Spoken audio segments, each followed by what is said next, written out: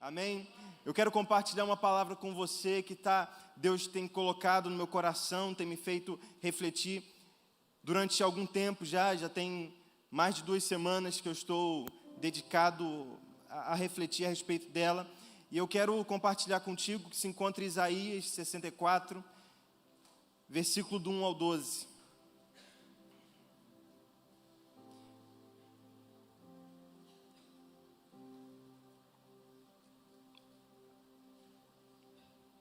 Enquanto você está abrindo, eu gostaria de aqui também de entregar esse culto em ações de graças, porque ontem Vaniela e eu completamos 6 meses de casamento, irmãos.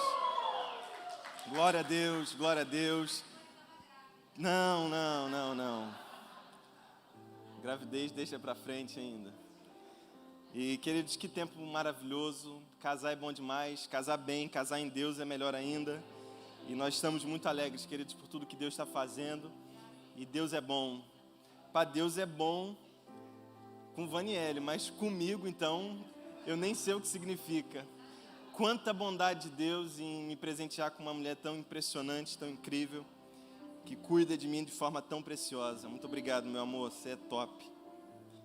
Isaías, no capítulo 64, versículo 1 ao 12, diz assim: Ó, se fendesse os céus e descesse, se os montes tremessem na tua presença, como quando o fogo inflama os gravetos, como quando faz ferver as águas, para fazer notório o teu nome aos teus adversários, de sorte que as nações tremessem da tua presença, quando fizestes coisas terríveis, quando nós, que não esperávamos, descesse, e os montes tremeram à tua presença, porque desde a antiguidade não se ouviu, nem com os olhos se percebeu, nem com os ouvidos se viu Deus além de ti, que trabalha para aquele que nele espera.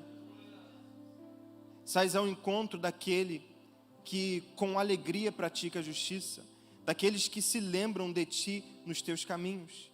E eis que te iraste, porque pecamos. Por muito tempo temos pecado e havemos de ser salvos. Mas todos nós somos como o imundo, e todas as nossas justiças como trapo de imundície. Todos nós murchamos como a folha, e as nossas iniquidades como um vento nos arrebatam. Já ninguém há que invoque o teu nome, que se desperte e detenha, porque esconde de nós o rosto e nos consome por causa da nossa iniquidade. Mas agora, ó Senhor, tu és o nosso Pai. Nós somos o barro, e tu o nosso olheiro, e todos nós obras das tuas mãos. Não te enfureças tanto, ó Senhor, nem perpetuamente te lembres da nossa iniquidade. Olha, pois, nós te pedimos, todos nós somos o teu povo. As tuas santas cidades tornaram-se em deserto, Sião em ermo, Jerusalém está assolada. O nosso templo santo e glorioso, em que os nossos pais te louvavam, foi queimado. Todas as coisas preciosas se tornaram em ruínas. Conter-te-ias tu ainda, ó Senhor, sobre estas calamidades? Ficarias calado e nos afligiria sobremaneira? Pode se assentar, feche seus olhos, vamos orar. Senhor, em nome de Jesus, nessa noite, nós te louvamos por esse privilégio, Deus, de estarmos juntos, estarmos como família reunidos, exaltando o teu nome, te bendizendo. Nós queremos te pedir, Deus, em nome de Jesus, fale ainda mais o nosso coração. Deus, em nome de Jesus, nos instrua, nos direcione, e que em tudo, Deus, a nossa vida seja transformada para a glória do teu nome. Que nessa noite, Deus, os nossos corações encontrem na tua presença um lugar de paz, um lugar de alegria, Deus, um lugar, Deus, de restauração, Deus, e vivamos as tuas promessas para louvor do Senhor. Amém? Eu gostaria de compartilhar uma palavra com você, com um título, que o título é: Você não é esquecido. Você pode me ajudar a pregar e falar isso para essa pessoa do seu lado? Você não é esquecido. Não deixe a outra pessoa do seu lado no ciúme, vira para o outro lado e você fala assim: você não é esquecido. Agora todos comigo, eu gostaria que nós repetíssemos isso. Nós não somos esquecidos. Queridos, há quem diga e quem possa pensar se alguém esquecido, desprovido de qualquer memória, de qualquer relação afetiva. Há pessoas que, por conta das suas experiências, das dificuldades que passam durante o caminho, consideram estar só. Talvez você está aqui e possa até se enquadrar. Em algum momento da vida, todos nós pensamos que não tem ninguém por nós, que não tem ninguém que se incline para nos ajudar a levantar, que não há ninguém que se coloque à disposição para que algo na nossa vida seja transformado. Há muitas pessoas, por tantos fatores, muitos deles pesados, que podem pensar bem assim, que por conta de uma traição de alguém muito querida, alguém que tinha muita estima, nos traiu, e o quanto essa situação provoca uma solitude, nos faz pensar que já ninguém mais presta. Por conta de uma pessoa, há um buraco, há uma questão que nós mergulhamos, imergimos naquilo ali, a tal ponto de não conseguirmos olhar para o lado e vermos que tem alguém conosco. Talvez não foi por uma traição, mas alguém, sem nos dar razão, vira as costas e vai embora. Simplesmente já não nos dá satisfação, decide tomar um outro caminho e desconsidera tudo aquilo que vivemos juntos e já não nem para apertar a mão e agradecer as boas experiências. Talvez é uma aliança que se desfaz, tanta promessa, tanta palavra, tantos votos que foram um dia dedicados um ao outro e a aliança se desfaz. Aqui, por muitas razões, pode ser muitos fatores, talvez um emprego, que nós julgávamos, nossa, eu vou me aposentar aqui, a equipe que eu trabalho é muito boa, essa empresa me remunera bem, me dá benefícios muito agradáveis, mas um momento nós somos chamados no RH e falar, olha, nós agradecemos pelo que você fez, mas nós já não contamos mais com o seu serviço. Voltamos para casa sem muitas das vezes saber como que iremos compartilhar, porque nós dávamos muito testemunho desse trabalho, só que essa porta se fechou. Talvez é uma liderança, queridos, que nos desaponta, uma liderança que, muito talvez mal instruída, ou até mesmo por conta de inocência, fala uma palavra mal colocada, aquilo fere o nosso coração a tal ponto, de nós não conseguirmos olhar para nenhuma outra igreja, ou nenhuma outra denominação, e ver que há um povo sério, que serve ao Senhor com integridade. Muitos fatores são, queridos, esses, que pode nos fazer pensar, que nós estamos só, que nós estamos esquecidos, que nós fomos deixados para trás. As recorrentes falhas do ser humano podem nos levar a crer que fomos esquecidos, sim. Mas quando isso se agrava de uma tal forma que nós pensamos ser esquecido pelo próprio Deus, pensamos que Deus se virou para nós, já não se atenta para as nossas aflições, já não se atenta para as nossas dificuldades, já não tem bênção para disponibilizar de acordo com a minha carência. Há vezes, queridos, que a dor é tão grande, que parece que até Deus se esqueceu de nós. Achamos que ser algo, apesar de ser uma fala muito grosseira, há muitos casos que nós pensamos assim, inclusive a respeito de Deus.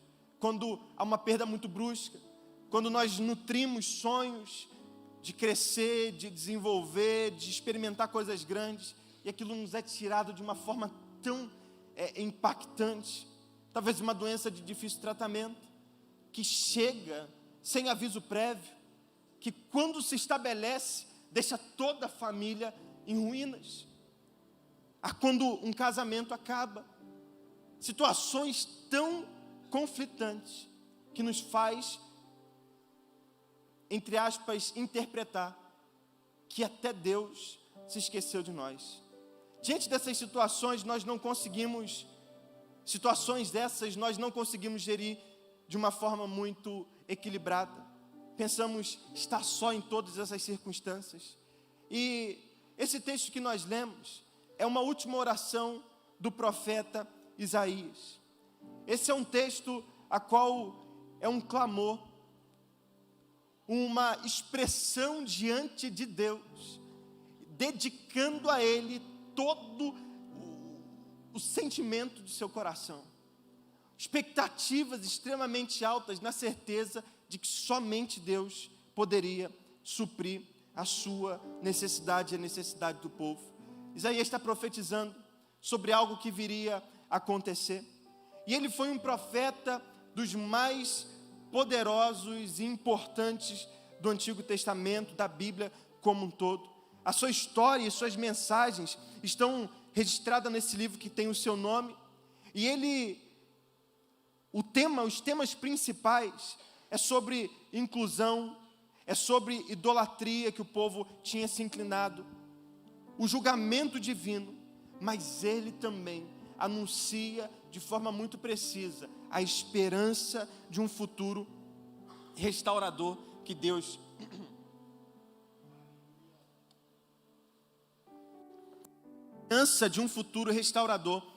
havia prometido. Ele advertiu o povo repentinamente de Judá sobre as consequências de terem se afastado de Deus. O que Isaías está orando e profetizando é sobre uma situação muito crítica e de um período muito severo da história do povo de Israel. Ele está profetizando sobre o cativeiro babilônico. Ele está falando sobre o que o povo iria passar por consequência do seu pecado. Pecado de idolatria, pecado de ter aberto mão de viver os planos de Deus para trazer para dentro do seu próprio terreno experiências de povos estranhos que adoravam deuses estranhos. Por conta da desobediência, esse povo estava sendo conduzido a um tempo de tratamento.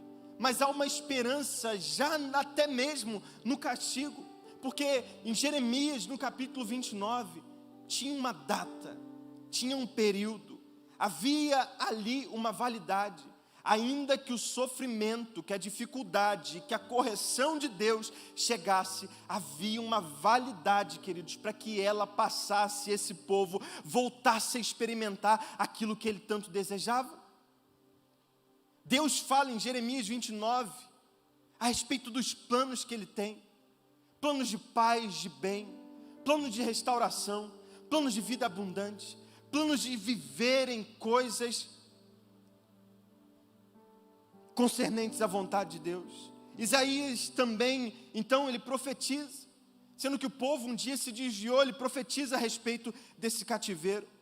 E esse evento ocorre, e o Império Babilônico, com Nabucodonosor, conquista Jerusalém, e leva muitos judeus a Babilônia. E ele, advertindo a respeito do cativeiro, que seria por conta do resultado direto da desobediência do povo de Deus a respeito das leis. Ele também traz uma palavra de esperança e de consolo durante esse período muito sombrio. Ele profetizou libertação, o retorno do povo à sua terra natal. Ele profetizou o fim do exílio, desse período de exílio. Nas suas mensagens de restauração, de redenção, ele destaca, na sua segunda parte do livro todo de Jeremias, de Isaías, é o livro da consolação, o livro a qual tinha palavra de restauração. Queridos, quando nós então olhamos propriamente para os versículos que nós lemos, nós vemos uma forma muito, faltou a palavra, mas muito firme, quando ele clama ao Senhor. Ele sabia que as coisas que ele poderia experimentar, alguns favores naturais, não seriam suficientes. Ele se recorda de experiências passadas. Ah, se fendesse os céus, versículo 1. Ah, se fendesse os céus, os nossos problemas seriam sanados. Os montes tremeriam na tua presença. Os nossos inimigos, eles ficariam atordoados diante de tanto poder de Deus. Ah, se fendesse os céus. Nós vimos coisas incríveis. nem incríveis ele fala terríveis. Eles têm a experiência dos pais de Abraão, eles têm o testemunho de Moisés, ele tem o testemunho de tantos homens de Deus que experimentaram coisas tão grandes. E ele afirma, assim como Moisés viu, e o povo viu o monte estremecendo, a tal ponto de gerar medo e pavor no coração do povo.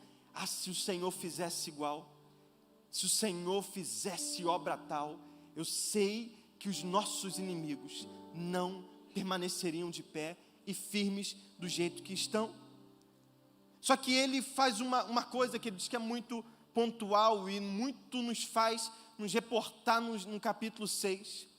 Quando ele profetizando, liberando essas palavras, falando que desde a antiguidade, em momento algum da história, se observa um Deus que trabalha, um Deus que atua para quem espera. Queridos, fazendo um parênteses antes de dar sequência no que eu ia falar, quantos de nós, muitas das vezes, estamos aproveitando, queridos, de frutos de orações que fizemos há tantos anos, e até hoje não notamos e não fizemos uma oração de gratidão? Quantos anos, queridos, talvez nós já estamos desfrutando de salvação na família, de casamento, de uma ascensão profissional, e nós notamos que um dia nós oramos de forma simples e humilde para aquilo, e se manifestou, e nós talvez não entregamos a gratidão. Olha só, Deus trabalha, nunca se viu, nunca se testemunhou a respeito de outro Deus além do nosso Senhor, que trabalha para aquele que nele espera. Para alguém como Deus, que sai ao encontro daquele que com alegria pratica justiça. Meu irmão, nós estamos praticando justiça ou nós estamos praticando razão? Quando algo nos fere, nós saímos para tentar sermos justificados ou deixamos que o testemunho de Deus fale por nós mesmos? Irmãos, nós precisamos aprender demais. E eu não estou falando para a igreja antes de passar por mim. Eu te falando esse texto é devocional que eu não estou conseguindo sair durante algum tempo. E esse é o Deus que Isaías está falando. Só que Isaías, assim como no capítulo 6, quando ele tem uma experiência muito impactante com a glória, de contemplar a presença de Deus de forma muito impactante, ele denuncia o seu pecado e ele denuncia o pecado do povo. Aqui de forma igual, para que ele não abandona a sua responsabilidade. Aquilo que o povo deveria se posicionar. Ele fala a respeito, porque pecamos, versículo 5. Por muito tempo temos pecado. Irmãos, a colheita de Deus está à nossa espera. Mas eu te falo uma coisa, o pecado não é um problema vencido. Foi vencido por Jesus, mas todo dia nós precisamos vencê-lo. Por vezes nós não acessamos a colheita porque nós estamos presos no pecado. Pecado que já não mexe mais conosco. Pecamos e está tudo bem. A gente já não chora mais. A gente já não sente aquele pesar no coração. E, meu Deus, isso é muito preocupante. Isso, na verdade, é a maior preocupação que nós precisamos ter. Se o pecado já não nos provoca, nos deixa inquietos, irmãos, nós estamos muito distantes. E talvez nós estamos na mesma condição que esse povo estava. Isaías fala, olha, por muito tempo temos pecado. Muito tempo. Relacionamentos que iniciam debaixo de tanta depravação, irmãos. aceleração de coisas que não deveriam ser tocadas fora de hora. Crianças, de forma tão precoce, sendo expostas a realidades tão absurdas. Relacionamentos, queridos, que dentro de 4 paredes, tanta promiscuidade. Irmãos, e nós ainda, não nos toca mais. Isaías, impressionante. Quando ele está profetizando para o povo, ele volta na sua experiência inicial. Ai de mim, meus lábios não são santos. Eu também estou no meio, faço parte de um povo que também não tem lábios puros. Se nós não olharmos, queridos, para aquilo que nos afasta de Deus, não viveremos o que Deus tem para nós. E isso é muito desafiador, porque é a parte que nós não queremos tratar. É a parte que nós preferimos deixar quieto. E como que é bom, queridos, ser provocado. Eu te falo uma coisa: casamento tem muita coisa boa, mas uma coisa que eu tenho aprendido e tenho visto que casamento é melhor ainda, que é uma outra pessoa olhando a sua intimidade e condenando muitas das vezes o que está errado. Isso é amor. Vaniele, irmãos, é esse doce, mas isso tem uma rédea firme, irmãos. É esse doce, meu irmão, mas quando se levanta, é terrível. Amém. Irmão, mas eu estou sendo moldado, irmãos. Aí eu tenho que parar, pedir perdão, me humilhar perante ao Senhor, reconhecer a minha limitação. Mas sabe o que eu aprendo com isso? Deus revelando o seu amor e me aperfeiçoando. Não para o dia de amanhã somente, mas para um dia viver eternamente com Ele. A nossa comunhão, queridos, a coisa mais poderosa, uma das coisas mais poderosas que nós temos para nos aperfeiçoar a santidade. Um irmão se santificando, dando testemunho, santifica outro, transforma, falando que é possível casar virgem. Irmãos, nós casamos virgens, nós nos guardamos. É alguém se santificando, apresentando um caminho possível para todos. Isaías, ele faz esse filtro. Ele fala de uma necessidade, de uma manifestação de Deus muito poderosa. Mas ele reconhece que só estão passando pelo que eles estão passando por conta do pecado que já há muito tempo está presente. As pessoas se afastaram tanto que ele afirma o seguinte no versículo 7: não há ninguém que invoque o teu nome, que disponha a apegar-se a ti. Irmãos, que isso? Está falando do povo de Deus.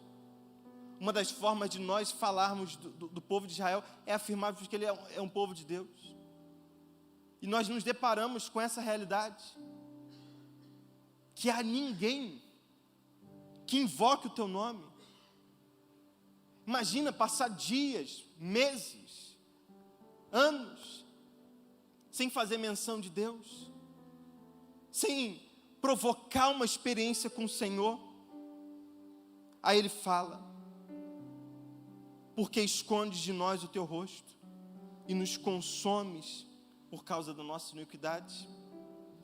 Mas ele chega num momento que é muito interessante.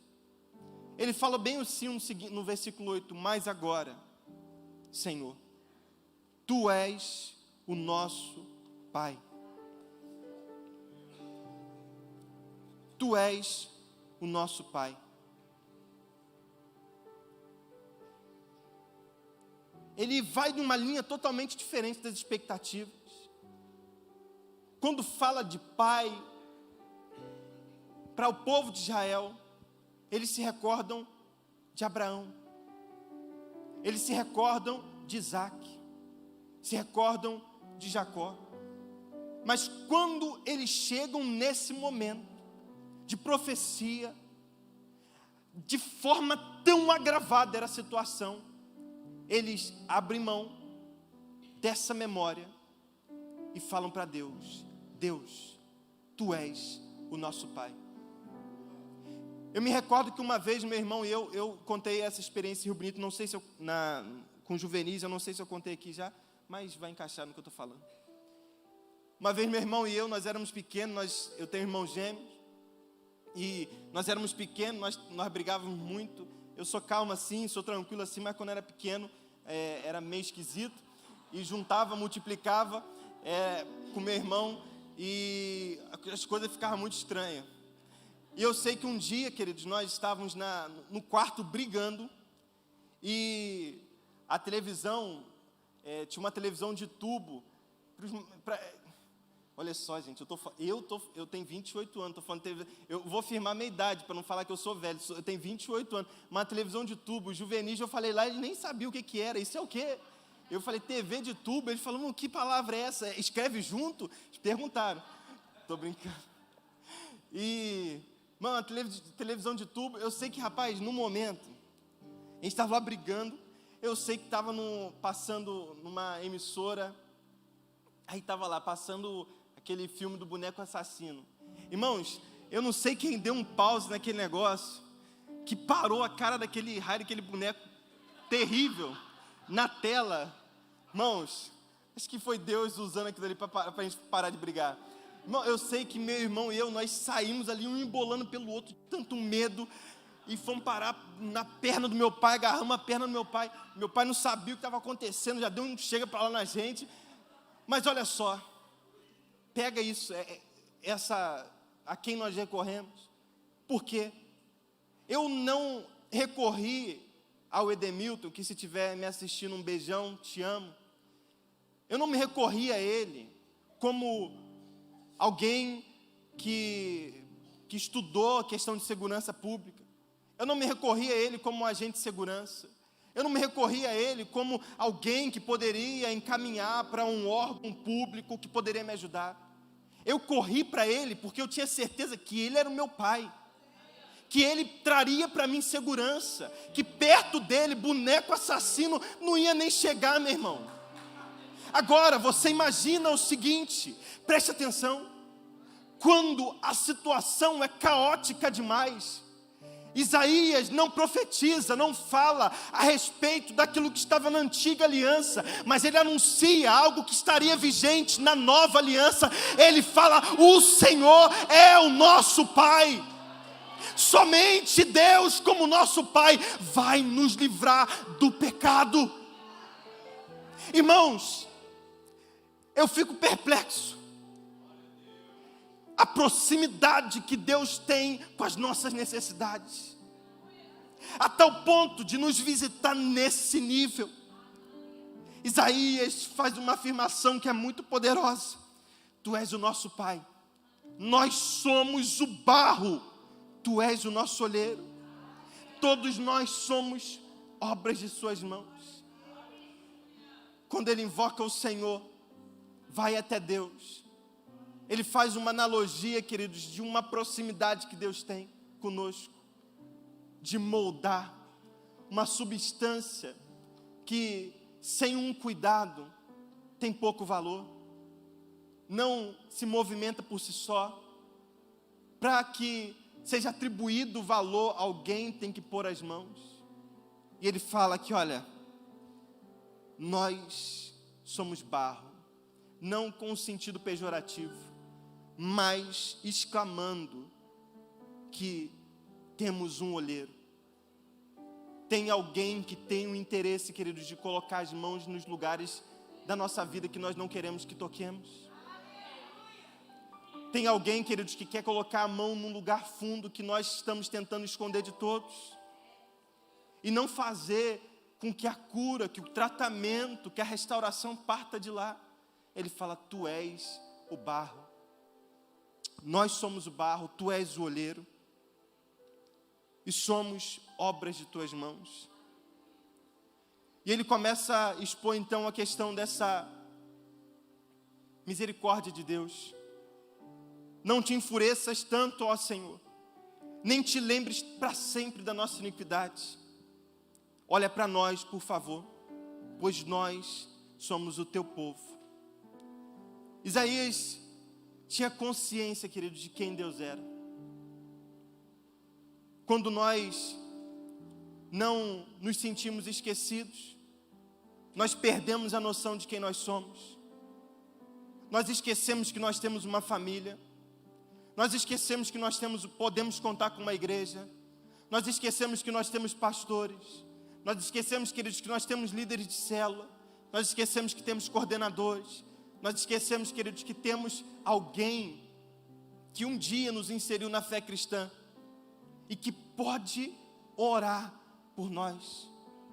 Quando nós perdemos tal noção, nós deixamos de ter ciência de quem Deus é, consecutivamente de quem nós somos. Ele fala e faz menção de que Deus, ele faz um clamor para que Deus não enfureça tanto e nem lembres perpetuamente. Agora ele reporta o estado da cidade, falando que as cidades estão desertas, cidades a qual eram lugar de paz, de segurança, muros fortemente fortificados, local da presença de Deus, está como num deserto. Jerusalém está arrasada, o templo que era santo e glorioso foi queimado, lugar onde os pais adoravam a Deus deixou de existir, tudo se tornou ruína. Essa é um retrato de um período muito triste, mas trazendo e contextualizando com a nossa vida, irmãos. Será que nós não temos nos sentido sozinhos, esquecidos? Temos falado de um ano de colheita e talvez nós não colhemos. Recentemente, diante de alguns desafios, diante de algumas inquietações, o Senhor me fez refletir, queridos, que nem todo mês, nem toda estação é a estação de colheita, mas dentro de um ano há sempre uma colheita. Talvez o período que nós estamos passando hoje, alguma situação que é conflitante, seja o período de inverno. E sabe o que ocorre no inverno? Inverno é um momento a qual nós concentramos e, na verdade, tentamos perder menos calor. Fazer com que a fonte que nos nutre, que nos sustente, não se perca.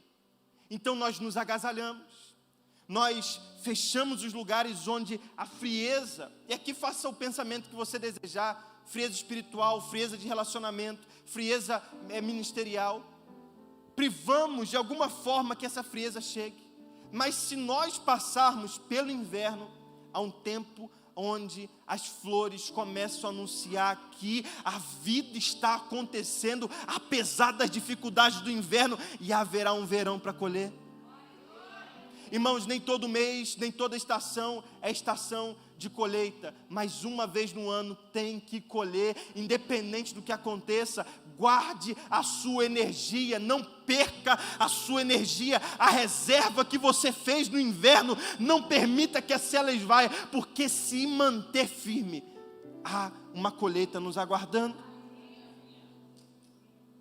Nós podemos pensar, estamos assim, queridos, e esse povo por algum momento pensou.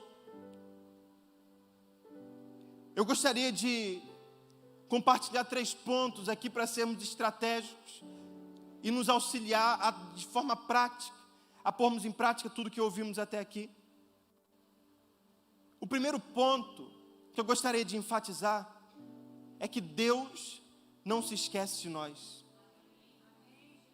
Deus não se esquece de nós.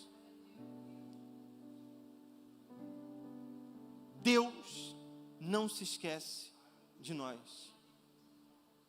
Ainda que o povo olhasse e dissesse, sabe o que eles disseram no versículo 19 do capítulo 63? Se for projetar, põe para mim, por gentileza, na versão NTLH, é nova tradução linguagem de hoje. Está na NVI. Eu vou ler aqui para você. Sabe o que o povo pensou? Tu nos trata como se nunca tivesse sido nosso governador, como se nós nunca tivéssemos sido teu povo. Irmãos, isso é o povo falando para Deus. Há experiências na vida que parece que nos faz pensar que Deus se esqueceu de nós, mas eu reitero e afirmo, Deus nunca, Ele não se esquece de nós. Sabe o que o mesmo Isaías fala no capítulo 49, versículo 15? Porventura pode uma mulher esquecer tanto do seu filho que cria, que não se compadeça dele, do filho do seu ventre? Mas ainda que esta se esquecesse dele, contudo, eu não me esquecerei de ti. Deus não se esquece de nós. Deus não tem medo do que nos amedronta. Deus não fica estremecido quando a notícia ruim chega. A Bíblia vai afirmar que antes mesmo que a palavra chegue à nossa boca, Ele já conhece. Não tem nada que o surpreenda, não tem nada que seja difícil demais para o nosso Deus. Deus não se esquece, queridos, de nós. Nosso ponto de vista muda conforme a nossa posição. Não conclua algo antes de estar com Deus. Por vezes pensamos assim, porque nós não estamos firmados no lugar certo. Estamos alicerçados num lugar onde as águas têm corrido e têm denunciado que é areia, a base que nós firmamos a nossa casa. Volte para a palavra, volte para a oração, volte para o jejum, volte para o Senhor, porque Ele não se esquece de nós. Quando as coisas estão difíceis demais, não tome decisão brusca ou precipitada. Quando uma depressão chega, quando uma má notícia bate, quando uma ansiedade, cuidado com as decisões. Decida ir para próximo do Senhor e se posicione lá. A partir de lá, querido, se mova, mas nunca o oposto. Nunca se movimente para qualquer lugar sem a orientação de Deus.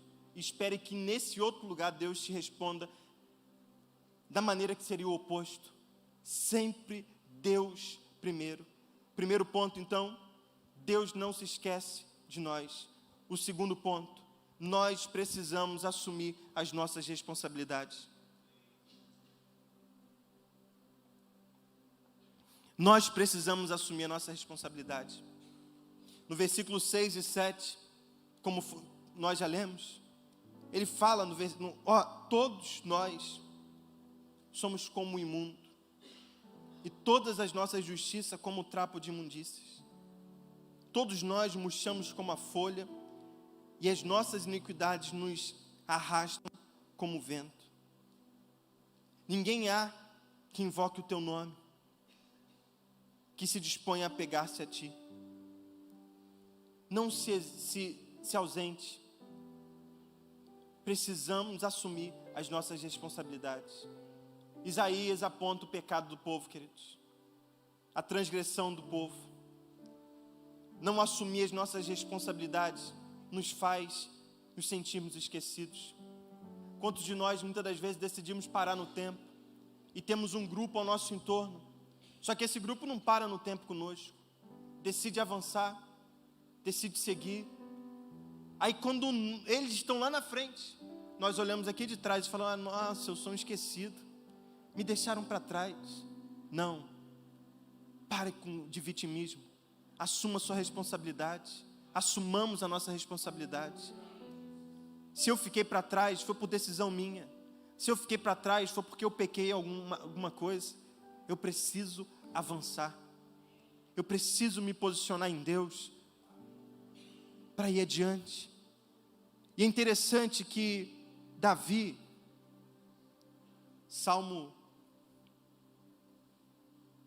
de número, deixa eu só confirmar.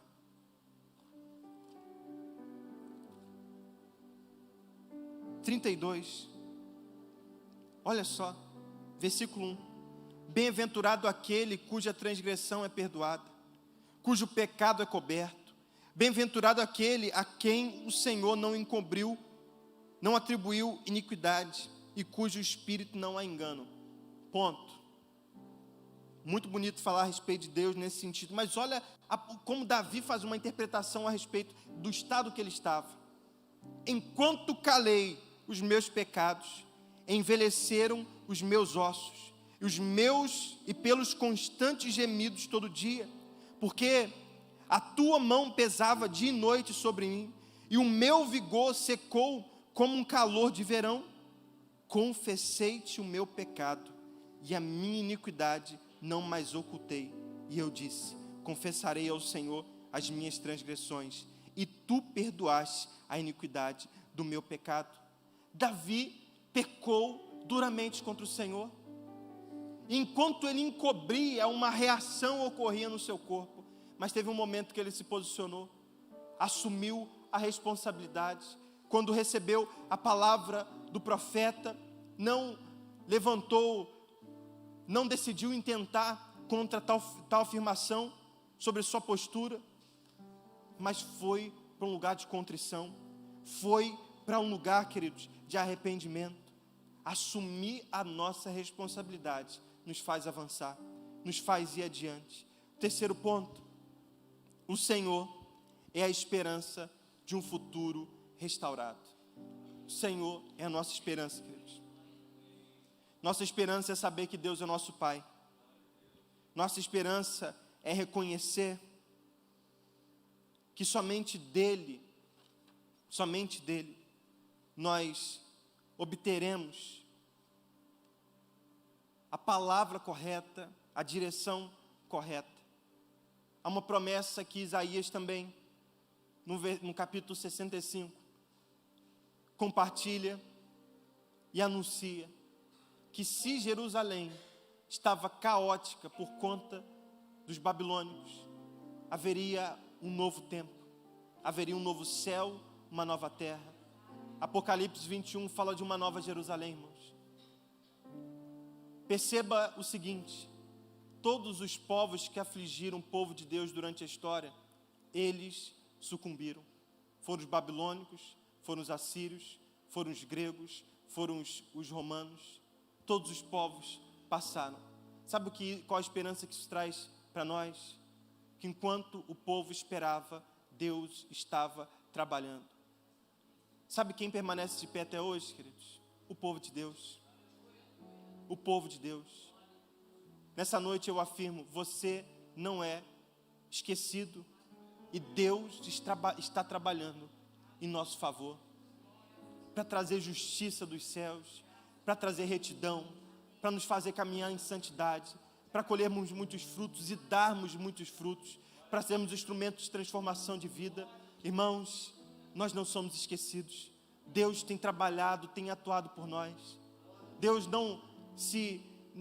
não criou qualquer tipo de inimizade conosco, que o sangue de Jesus não venha encobrir, queridos, não venha perdoar. Não há nada que hoje possa, que se nós, somente nossa própria vontade, mas o que há em nós, não há nada hoje em nós que possa nos separar, queridos, dessa vontade de Deus de ser transformado. Deus tem planos ao nosso respeito, planos de paz, planos de bem, tem um futuro glorioso. Talvez você está aqui, há quanto tempo, irmão, o seu ministério está desativado? Há quanto tempo você não serve uma outra pessoa, um irmão, uma irmã? Há quanto tempo você não empenha 1 hora da sua semana para beneficiar, sem interesse lucrativo, querido, da vida do próximo? Há quanto tempo, irmãos? Mas a vida é muito corrida. Está mesmo. No fim dos dias, parece que vai abreviar de fato o tempo. Queridos, mas isso não é justificativa. Enquanto houver alguém no mundo fazendo, meu irmão, o crivo já está muito alto. E tenha certeza, há 7.000 que não se dobraram. há muitos que ainda estão de pé, e isso é uma promessa que permanecerão até a vinda de Cristo. O que nos assegura, queridos, é que tudo nessa terra vai passar, mas não acaba aqui. A promessa que temos, Isaías, 65, 17, 18, pois eis que eu crio novos céus e nova terra, e não haverá lembrança das coisas passadas, jamais haverá memória delas. Mas vós folgareis e exultareis perpetuamente no que eu crio, porque eis que crio para Jerusalém a alegria e para o seu povo regozijo. Essa promessa está sobre a nossa vida também, irmãos. Talvez você está aqui e o Ministério de Louvor pode me ajudar. E confiante, irmãos, ter sido abandonado, confiante ter sido esquecido, e muitas das vezes fazendo o que esse povo fez, atribuiu até mesmo essa impressão ao Senhor. Não desperdice, queridos, dessa escola para buscar o Senhor. Não desperdice dessa oportunidade para se voltar para Deus. Eu tenho certeza que Deus tem coisas muito grandes para todos nós. Talvez você entrou aqui e perdeu a perspectiva de Deus como Pai, de alguém que está cuidando da sua vida, que está zelando por você. Eu gostaria de que todos pusessem de pé, mediante a sua condição, possibilidade. Nós estaremos orando.